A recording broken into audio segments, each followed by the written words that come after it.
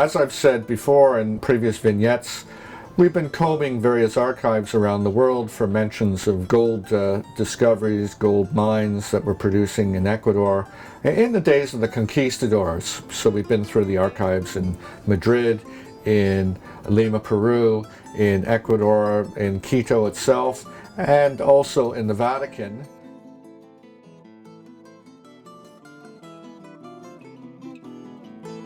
A few years ago in the Vatican Library, we found this book. And this is a very, very important book, not just for what we're doing, but actually for the history of South America. It's called The Compendium and Description of the West Indies. It was published in 1968 by the Smithsonian Institute. It was originally published in 1942. This is an older copy here, and then this is the reprint from 1968. But the actual original volume, of which only there's only one copy in existence, is in the Apostolic Library of the Vatican, and I actually got to see it last month and handle it. Beautiful, mostly handwritten volume. It's by a Carmelite priest whose name was Antonio Vasquez de Espinosa. He spent 22 years in the Spanish possessions in the New World. And why is it so incredible? Well, it's got history and geography and ethnology, anthropology, botany. It's got the works in it. But for my purposes, of course, the most interesting things for me are descriptions of Logroño and of Sevilla de Oro.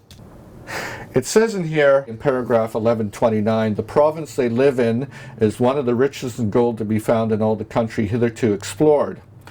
And it says that not just in one place, but several places in this book. We ourselves found literally hundreds of documents sitting in the archives, mostly in the Archivos de los Indios, which is the big archive in Spain, in Seville, relating to both Logroño and Sevilla de Oro. And they talk about its richness. They talk about, in some cases, their accountancy records,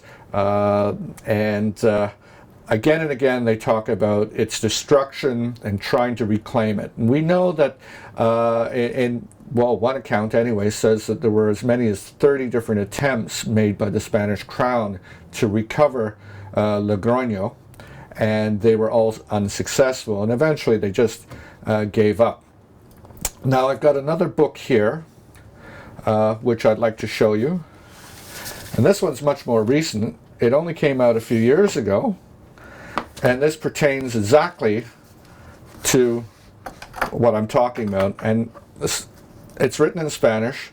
The title here, Una ciudad perdida en la Amazonia, Logroño de los Caballeros. So the lost city in the Amazon, Logroño de los Caballeros, which Caballeros means knights, and it was actually the original Logroño is in the province of Rioja in Spain, and it's named after the Knights Templars.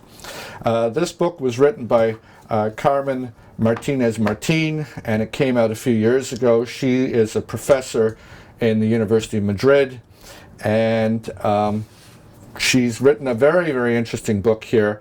There's a lot of history and a lot of or not just photographs, but reproductions of maps, reproductions of various images in here, all talking about Logroño and Sevilla de Oro.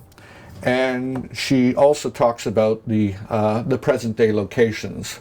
And unfortunately, though, she's got the wrong place.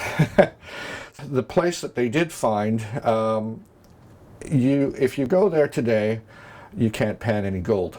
You might say, well, maybe the conquistadors, the Spaniards, took all the gold away and there is no gold left. But I can tell you right now that a place that was yielding gold for 30 years, there's going to be at least a little bit of gold left. And they were using quite primitive technology, remember, to recover this gold. So it's my contention that potentially a lot of it's left, and certainly hard rock sources, from what we can tell anyway from the historical record, they were never found. If they were found, they weren't exploited to any kind of degree, and we've seen this elsewhere in Ecuador, at Nembija. So if you're familiar with weekend gold mining or dredging in places like California, in the area where the 49ers were working, the weekend warriors go out and in the summer with pick and shovel, and still to this day you see occasional references in the newspapers and in the media of people finding gold nuggets, because there's no possible way everyone can find all the gold and clear it all out.